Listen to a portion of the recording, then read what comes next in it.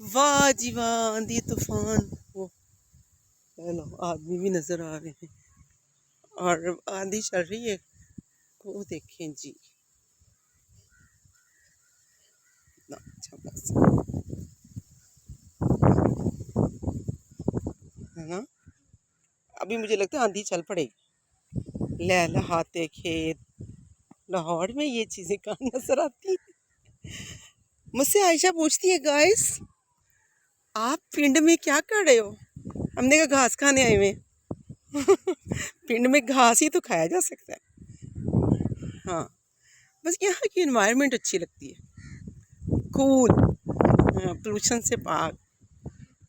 हाँ, बचपन में हम कभी गांव जाया करते थे अपने पप्पो के, तो वो इतने हमें अच्छे खेत, उनके बाग थे।